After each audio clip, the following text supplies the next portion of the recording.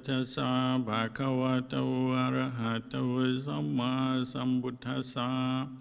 Namo tassa bhagavato arahato samma sambuddhassa.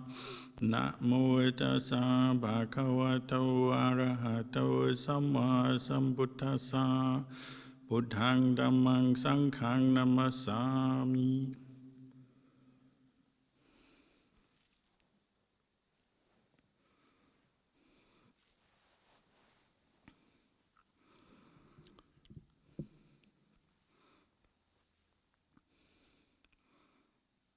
Good evening and blessings to everybody.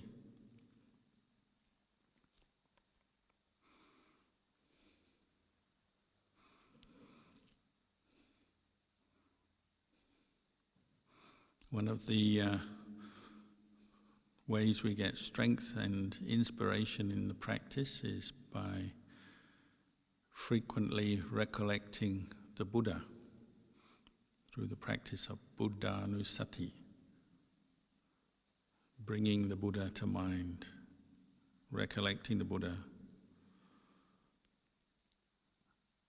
And there's different ways we can go about this. Some people are more intellectual in their approach to the practice of Buddhism and development of the mind, particularly through meditation. And they like to gather information, contemplate it, bring it up in the mind, examine it, consider it. So often they begin their practice of Buddhanusati by going through the chant or the verse of praise of the Buddha, recollecting the qualities, the 9 main qualities of the Buddha. We just chanted it. Itipiso, Bhagava, Arahang, Samma, Sambuddho, and so on. And they take each word, so Buddho, Bhagava, Vicca, Charana, and so on, and they break those words down, define them, remind themselves what the words mean as an exercise in a form of discursive meditation. So the word Vicca means knowledge. What are the special knowledges of the Buddha? Charana, what is the conduct of the Buddha? And you can get a lot of this information from the text, from the suttas, from the Visuddhimagga, other commentaries. But as a way of meditation and preparing your mind for the development of samadhi, Buddhanusati has been used regularly. So recollecting these themes, the qualities of the Buddha,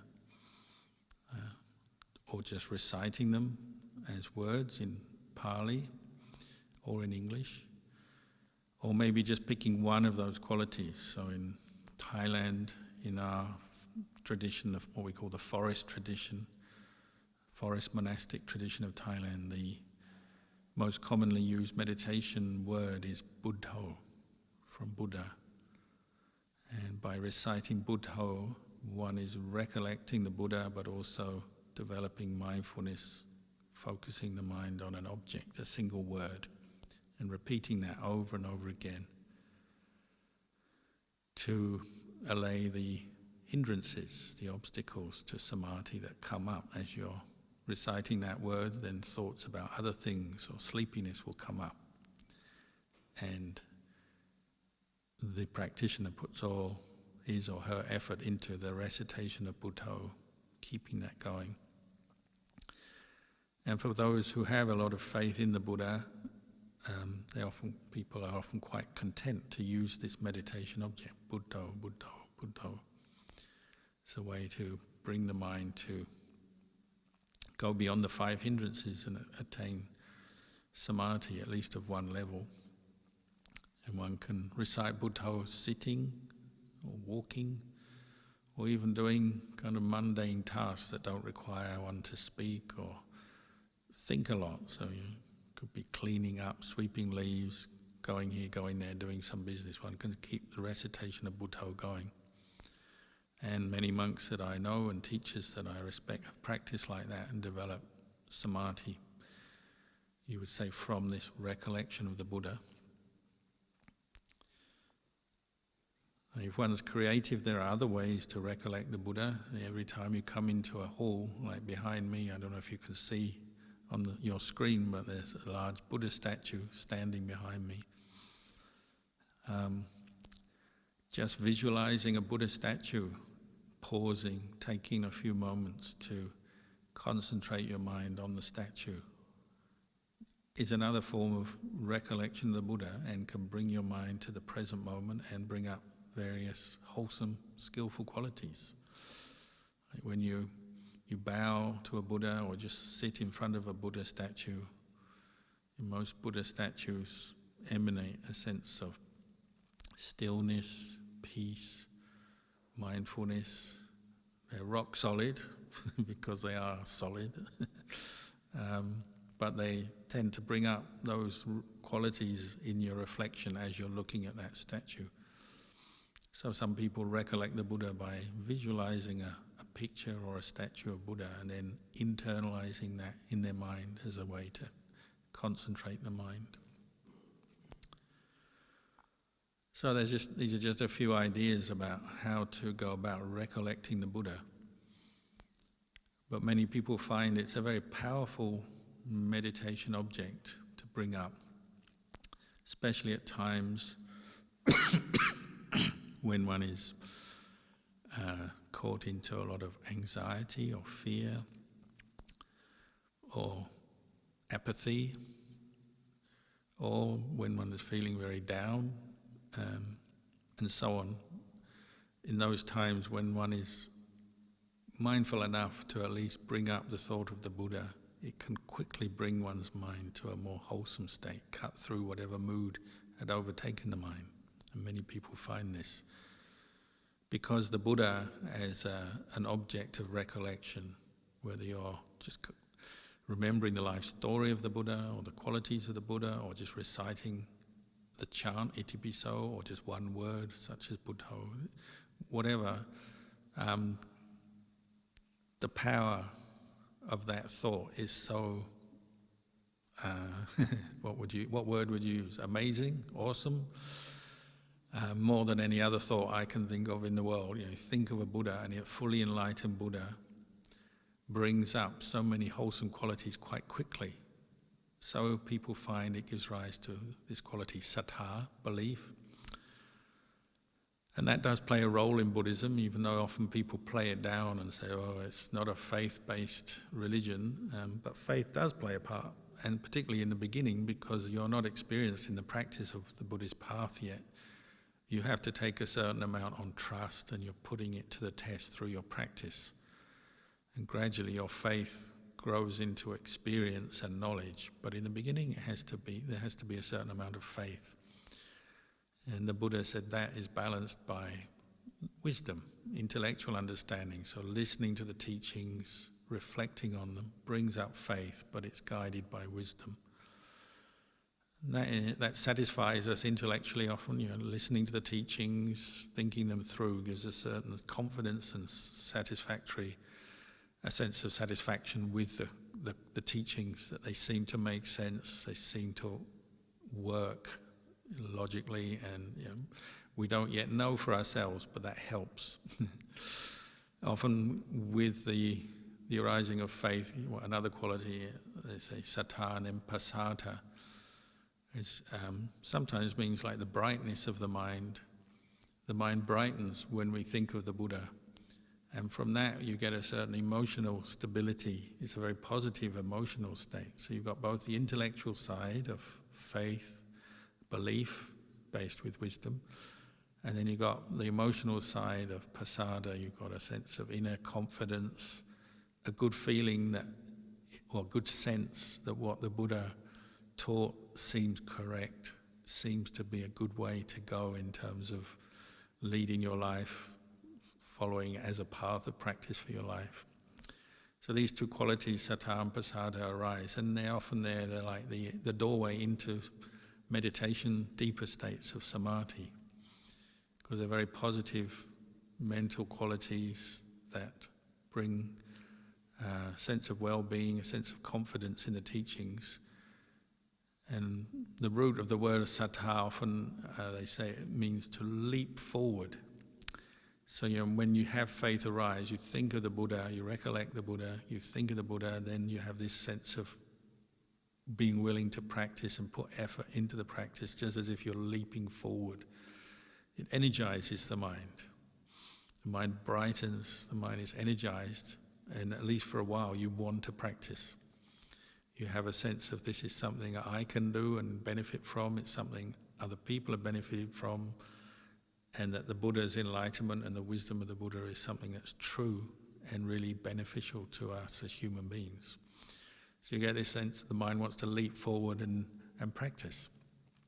So it's an essential starting point and doorway into the practice. But then one takes the practice on with putting effort into, say, recollecting the Buddha, maybe reciting the word Buddho, or chanting the chant, Itipiso Bhagava,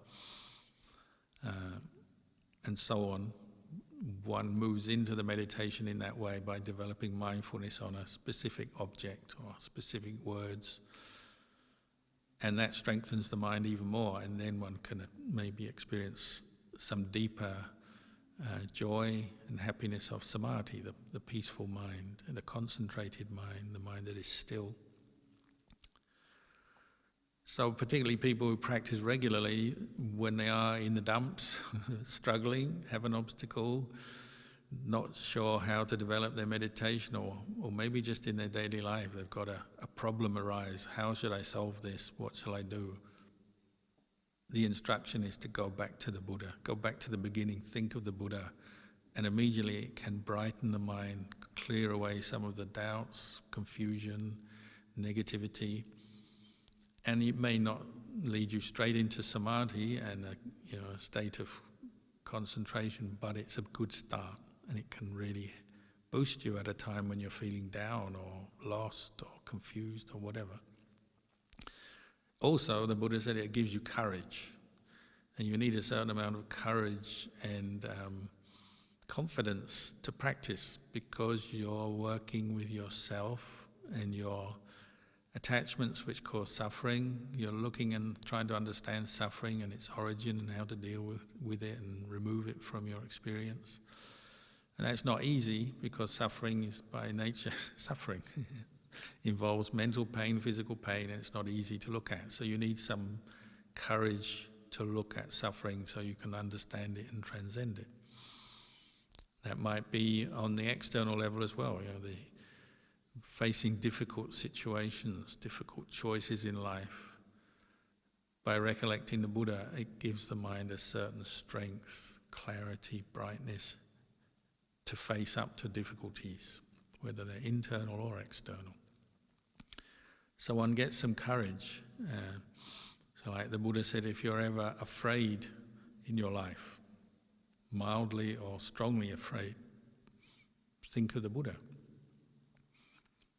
Particularly, you'd say, if a monk is out in the forest all on their own, lonely, the sound of the wolves or the bears or the tigers or whatever it may be, or just the loneliness of a quiet place. Think of the Buddha, and it brings up confidence in that situation. Or if you're ill, or if you're facing some difficult person or difficult situation in your life, you can do the same. You think of the Buddha, and it gives you a certain strength and clarity to face that problem. So the Buddha encouraged us to recollect the Buddha, the qualities of the Buddha, the peace, the compassion, the wisdom, as a way to quickly bring up wholesome states of mind, strengthen the mind, bring up some courage, and then to carry on practicing.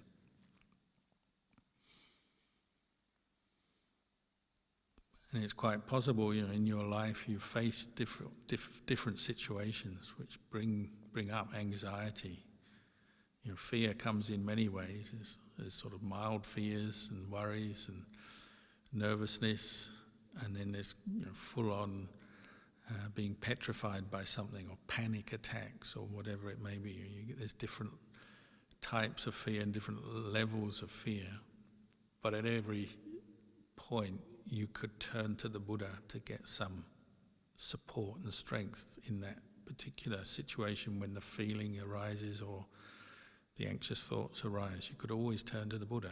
And if you've done that once and found it helpful, your mind calmed down, then you get even more faith now based on experience, not just on belief or hope, but you're actually basing it on experience. You realize, it's a very wholesome recollection to cut through fear and anxiety in your life.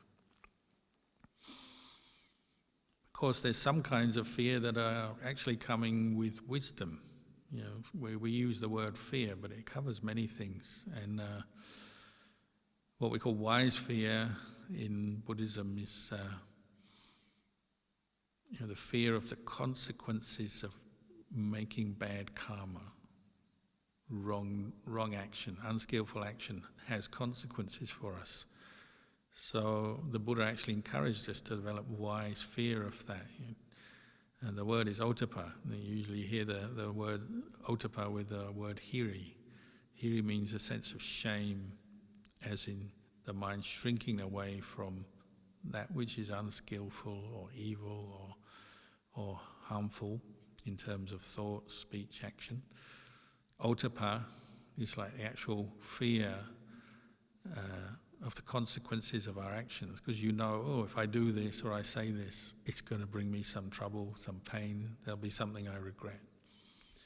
So that's called a wise fear. That keeps us out of trouble.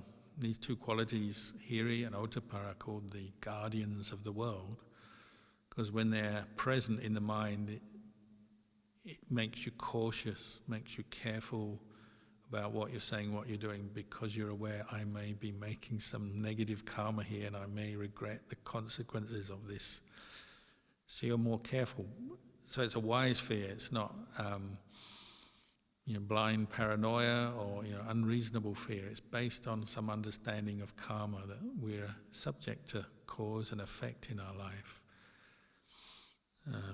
The old-fashioned way of saying this is fools rush in where angels fear to tread. Hiri-ottappa, the sense of fear of wrongdoing, is a quality of a deva, of an angel. And so what makes somebody a deva, an angel or angelic, is that awareness of good and evil, and then being careful not to fall into evil ways or unwholesome ways. Whereas the fool will rush in without thinking. We say things and do things sometimes out of foolishness, carelessness, and then we regret the consequences that arise. So hiri and ottappa is like wise fear or intelligent fear, awareness that our actions have consequences, so that it makes you think things through more. You're more cautious, more careful. But then, of course, the majority of fear and anxiety people talk about and experience is the other kind of fears, like unwise fear. Fear coming from ignorance, unawareness, lack of clarity in one's experience, and the mind generates fear in certain experiences, quite often as a reaction to threats and perceived threats.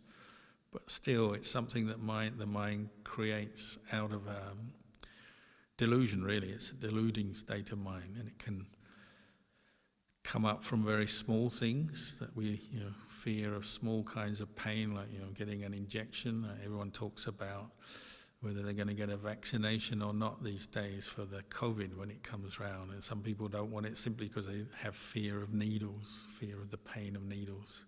So if you ever go and get an injection, the doctor, the nurse, or whoever gives you an injection, often they're very smart, and they'll start talking to you, and then they jab you before you've even answered the question. They ask you a question, you're just thinking of the answer, and then they jab you because they've caught you unawares, and they can slip it in. Because if they said, I'm going to jab you now, then you get caught into your fear. You create fear based around your thoughts. Needle, sharp, pain, had it before, don't like it, don't want it. The more you think about it, the bigger the fear becomes.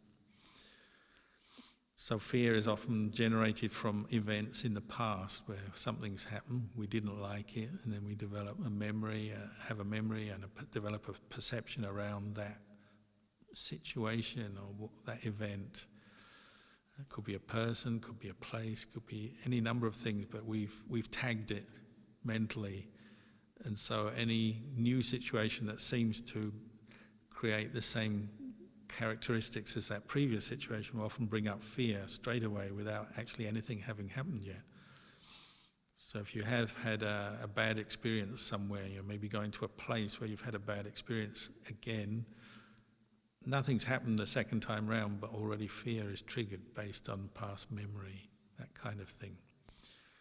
So like the monks know this, when they're in the forest, they walk, and some days you meet a poisonous snake, and if you step down really close to it, and it was like, whoa, a close encounter, you almost trod on the snake, almost got bitten, but you didn't. But then the next time you're walking in that same place in the forest, straight away your mind is alert. Oh, where's the snake? At least for a while, that memory will keep coming up, and you may even have some fear or just some nervousness because you've encountered a snake there before. So it's that kind of thing. Your mind attaches to a perception, identifies with it as important in the mind, you give it importance, remember it, and that can trigger more fear, and it actually can build up over time if it's unaddressed and we're not looking for ways to work through fear, then, and to let go of it or understand it and let go of it, well, it can keep coming up worse and worse. One response people have to fearful things is they try to make themselves toughen up, develop willpower, strength, kind of aggressive energy, which in many situations may seem to work. But if there's any negativity in that response, like if it is coming through more delusion of self, what comes with willpower, or some form of anger or aggression, any kind of unskillful state of mind always brings a sense of dis-ease inside, tension, dis-ease. So maybe on the outside we can suppress our fear and seem strong and maybe even aggressive in certain situations because they are challenging or fearful. Inside, maybe the mind is still wavering and unhappy. So it's not necessarily the best response, although it is a typical response we sometimes fall into. And because we're unhappy, we try and make ourselves strong, use willpower to overcome our fears. Best of all would be to use mindfulness, so bring up mindfulness, present moment awareness, so that the mind gains some clarity and a sense of, with that awareness comes a sense of equanimity, a feeling of equanimity. So even though you're in a fearful situation, by establishing mindfulness, and you might do that by recollecting the Buddha, for example, you're keeping your mind calm or calmer than it would normally be, so that you can contemplate and maybe even keep the fear in check, or not feed it and not let your mind, we say, proliferate or build up onto that fear, or create that fear out of just your thinking and what's happening at that time. You may be in a fearful situation or feel threatened, but if you establish mindfulness, you have more self-control and the ability to actually look at what's going on and watch and observe, rather than just become prey to the feeling or the tension that's arisen.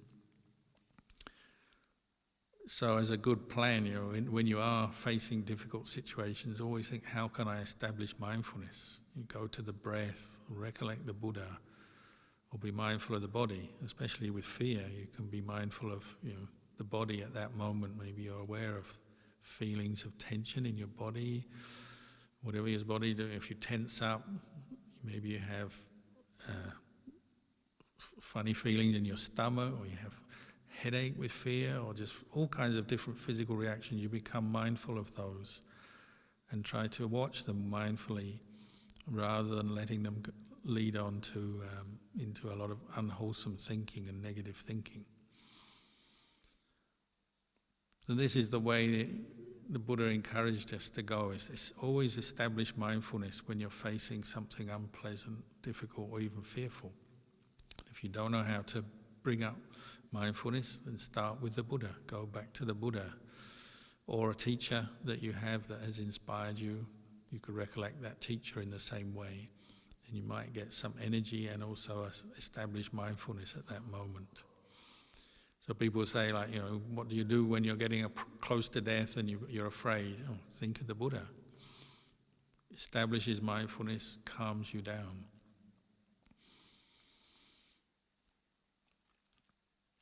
Of course, sometimes we misunderstand because we don't like, whatever is making us afraid is usually something we don't want, don't like. We don't like the feelings that come with fear, so sometimes we do react with more like aversion, and so we try to overcome it, we fight it, or become more aggressive, or try to overcome it through willpower. Often that kind of collapses, or it's unsustainable for very long. And it's another expression of suffering as well. It's not really the way to go if you want to free your mind from suffering. I remember once when the first year I was a monk, I went to stay in a very, very poor, out-of-the-way monastery, far from anywhere. And there was just a few of us staying there in the forest, and it was the time of the 3 months range retreat, where in Thailand you often get a few temporary monks ordaining just for the range retreat.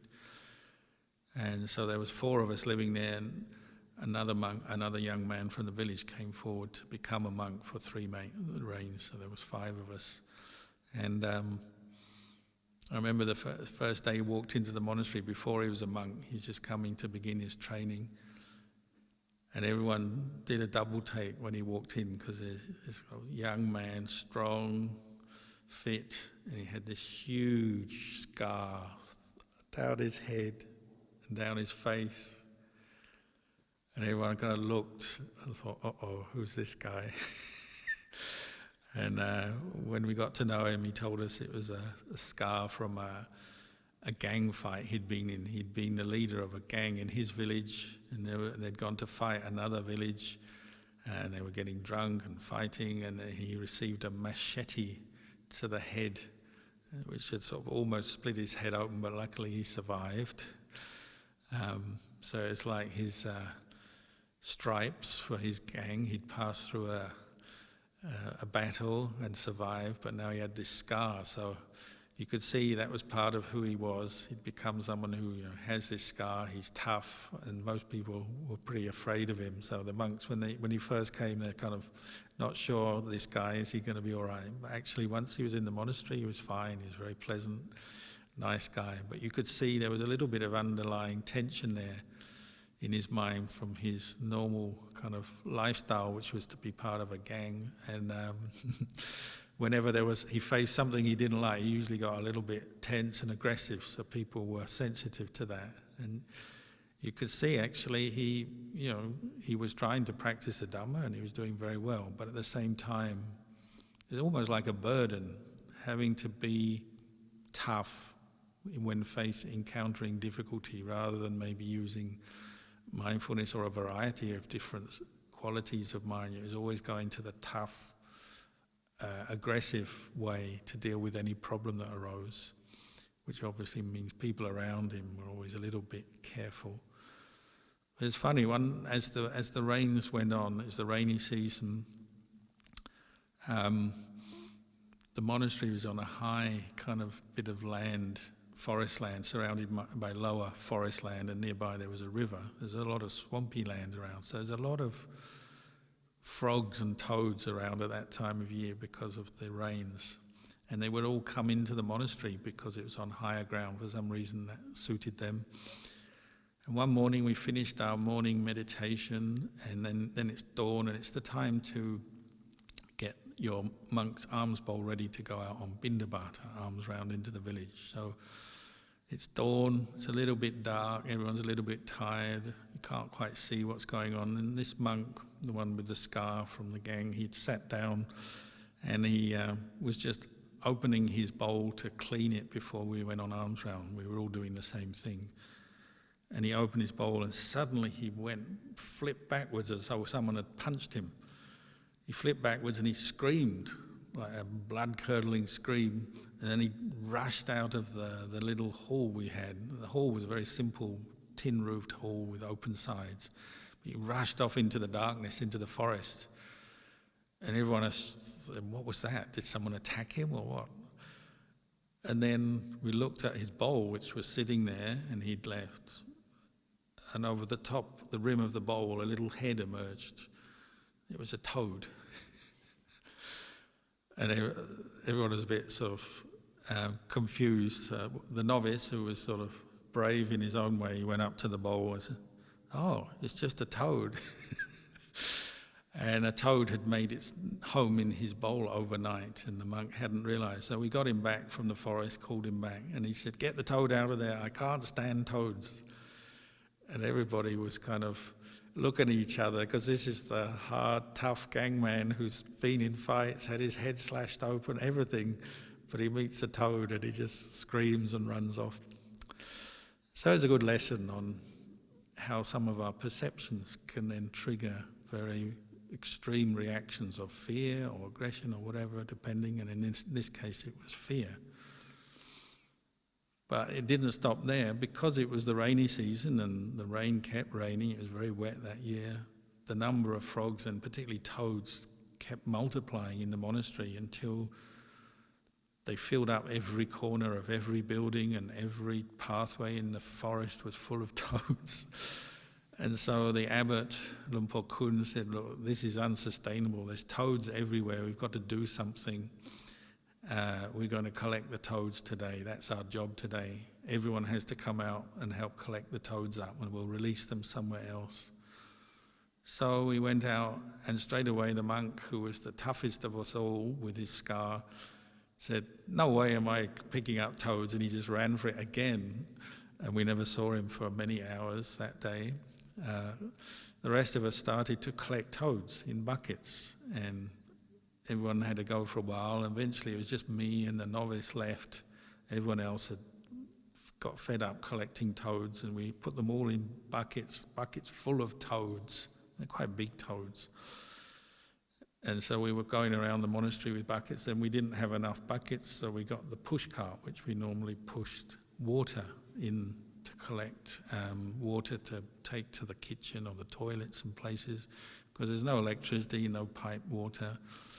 So we started putting toads into the push cart. So we had buckets of toads, push cart full of toads. I've never seen so many toads in all my life.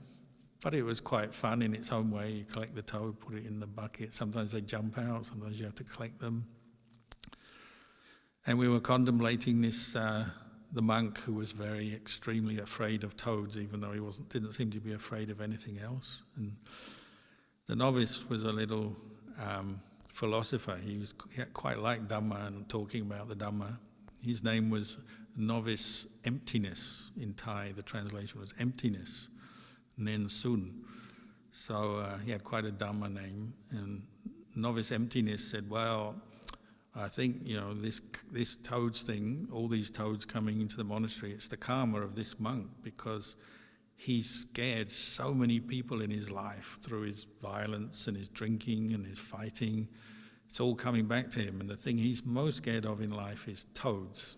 Obviously it's something he's picked up since he was a kid. He didn't like toads, and it's sitting in the back of his mind. And now the very thing he hates and fears most of all has come to haunt him. So there's toads everywhere. So I think that's why we've got all these toads. It's his karma. I said, well, could be. So we went on talking like that.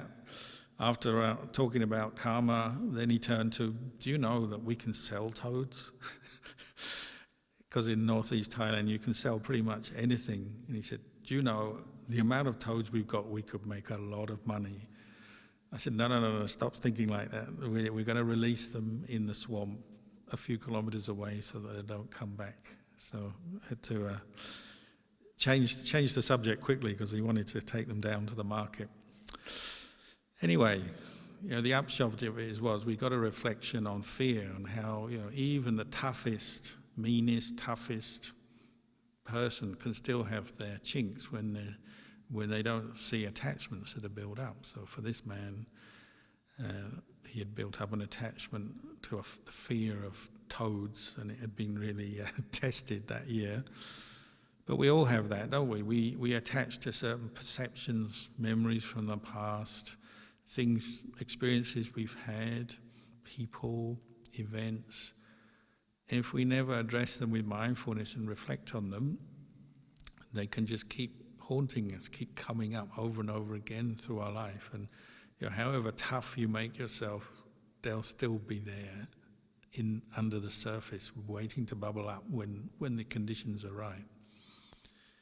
And it is karma, isn't it? So like maybe the novice was right. If you give out aggression and fear, intimidation, whatever, to others, then maybe that's what will come back to you, because you're already setting up the conditions for that. You're familiarizing your mind with the thought or the mental state of aggression, intimidation, aversion, even hatred sometimes. That's setting up a karmic cause, isn't it? That setting up, planting seeds for those same mind states to arise again, because you've given them importance, attached to them, maybe even acted on them. So even though it's not quite the same, you're in this case a gang leader, fearless in that sense, aggressive, not scared of anyone, but because you've developed all that karma of giving out fear to others, when the time is right, it gets you back. So in this case it was toads. It could be anything, but you can see the workings of karma there.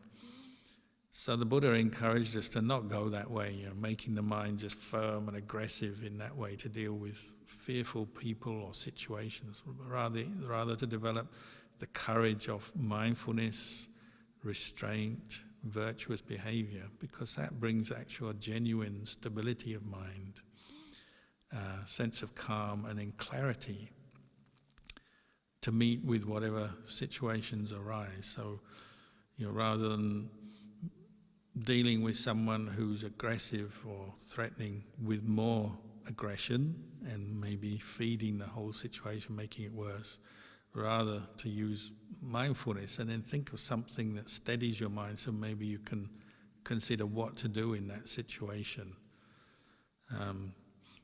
You don't know what may be around the corner in your life, and hopefully there are no fearful situations, but if you practice mindfulness regularly and you have a way of establishing mindfulness, then if anything does happen, you can see that's the way to steady your mind, calm your mind, so that you can think through what to do in that situation, rather than just panic or let the fear engulf you and make you very, very unhappy maybe, and maybe even do something unskillful or harmful to yourself or to others. So if you're not sure what to do, think of the Buddha. Go back to the Buddha. And this will bring up this sense of faith, confidence, clarity, brightness, and often a sense of delight, happiness. Thinking of the Buddha can bring you a sense of happiness even if you are in a difficult situation.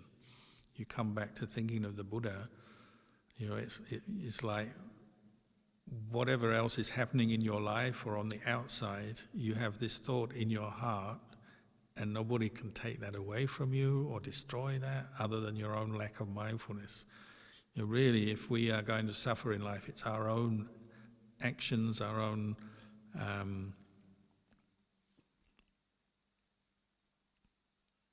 by not looking after our mind, then suffering can overcome it. Nobody else can really make us suffer, even though we're involved in the world and other people do affect us, of course. But in the end, you have to learn to look after your mind, and that's what the practice is teaching you. So if you can bring up the thought of the Buddha, or any way to establish mindfulness in a situation, at the very least your mind is free from fear, free from aggression, free from delusion at that time, whatever is happening on the outside. So it's a skill, and it's a practice you develop over time. Hopefully you get better at it, stronger at it, you do it more. Then sometimes maybe even it comes up quite naturally. You suddenly face a difficult situation, but then the thought of the Buddha, the recollection of the Buddha, or the Dhamma, or the Sangha, or something wholesome will come up at that moment quite naturally, as a result of having practiced it before. Or even sometimes, not in fearful situations, but in good situations, something brings up a wholesome state of mind, and straight away you think of the Buddha. Oh, maybe this is the goodness of the Buddha. So, like, good example of that is one teacher of Luang Por Anan, Luang Por Bunna, who was a monk who had great faith in the Buddha. And one day somebody arranged for him to go to India, bought him a ticket to travel to India to go and visit the Buddhist holy sites. And he said from the moment they told him they've arranged his trip to go over to India, I think in those days he went by boat and then by train in India to get to Bodh Gaya. From the moment they told him, he had this great image of the Buddha, a visual image of the Buddha arise in his mind, and this great sense of joy, quite spontaneously, because he was someone who practiced. He was a monk. He practiced, as a monk already for many years. But this image of the Buddha arose. He said, from the moment the tickets were purchased or the arrangements were made, all the way to the port, onto the boat, into India, all the way around India, and he was there for quite a long time, and then returning to Thailand, back to his monastery, the whole way, this image of the Buddha had arisen, and it just stayed in his mind, so he could just see this image whenever he wanted. And this was quite spontaneous. It's like an expression of faith that just brought so much, he said, so much joy and happiness. Thinking of the Buddha, he was very confident to go on a trip, which in those days was, this is 50, 60 years ago, so it was much more, it was a time when there's, people weren't familiar with international travel and what would be involved. But he said he had no concerns about any difficulties he might experience on the journey, obstacles, going to a place where he didn't know anyone, and so on. Because seeing this image of the Buddha brought up so much happiness, so much confidence and sort of wholesome courage, he was able to go off on his trip, have a very successful trip. So when you recollect the Buddha, it can be like that, whether you're generating the recollection yourself in your meditation or just bringing it up as a contemplation in your day, or sometimes spontaneously.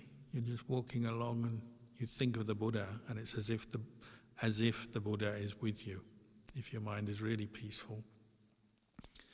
Sometimes it can be more of just an intuition or an awareness. So like even Ajahn Chah talked about this when he was a young monk. He was trying to follow the monk's discipline as strictly as he could. He didn't want to give in to any kind of craving or greed or unwholesome desires. And as a young monk, a lot of that centers around your few possessions that you have. You want to have nice looking robes or an alms bowl that's good quality. But if you follow the Vinaya strictly, you're not allowed to ask for these things from anybody unless they've given you an invitation. And he was keeping it strictly, so he never asked anyone for new robe cloth to sew robes, even though his robes were all patched. And he had a very old, battered alms bowl that was leaking. He never asked anyone to change that for him, and then he either lost his bowl lid or something happened to it, got damaged, so he's trying to make a lid for his bowl, because we usually have a lid just to keep the food we collect safe and protected inside.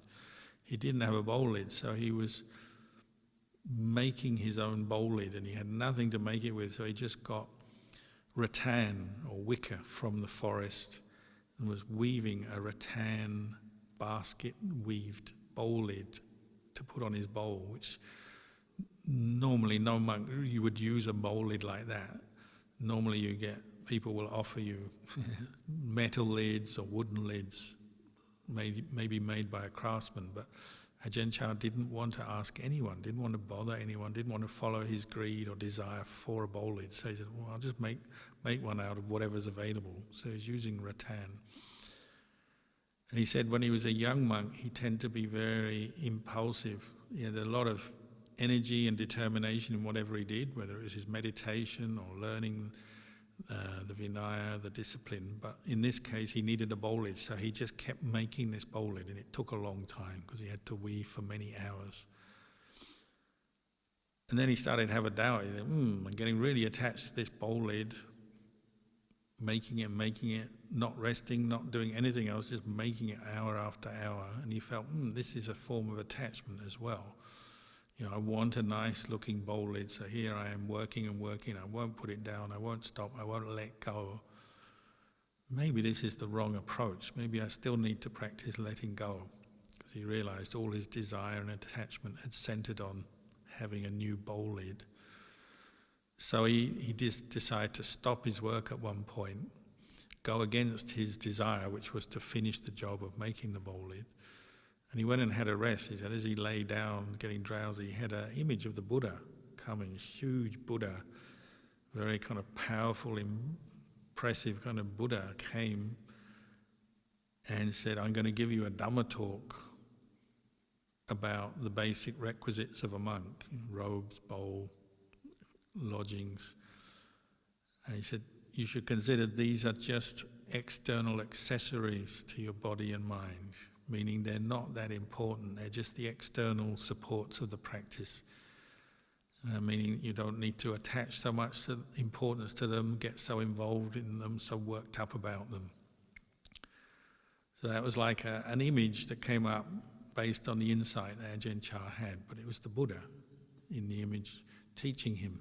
He said from then on he understood, we can get so compulsive based around our desires, even desires for something simple like a robe, to make a robe or make a bowl lid. So he said after that he taught himself whenever he did a job, if he felt he was just doing it in a compulsive, obsessive way, he would teach himself to stop from periodically, put the work down, stop it, go and meditate, and then come back later, to the point where he could just pick up the work or stop it, drop it, as he decided would be the best. So he wasn't doing it because he felt he had to do it or was obsessed about it. So he said for him that was a breakthrough in his practice, because it gave his mind a little bit more freedom to see the big picture, that sometimes we get so attached to something we don't know how to stop, we don't know how to consider more deeply the rights or wrongs, or what's really beneficial or not beneficial in a situation. You're just doing it. And now he said after that he was much more aware of this sort of compulsive side of him. So even, the Buddha can appear to give us a teaching sometimes. Maybe it's just a thought. I'm remembering a teaching from the Buddha, a sutta or a verse. Maybe it's an image of the Buddha. But this is the fruits of recollecting the Buddha, practicing the Dhamma, developing the path. It can come up in this way. So if ever you're lost in your practice or down in your practice or stuck in your practice, then think of the Buddha. And you might find it very uplifting, inspiring and energizing, whether it's in meditation or any other aspect of your daily life. So maybe for tonight I'll just say this much and wish you all well, and may the blessings of the Buddha Dhamma Sangha guide you and protect you.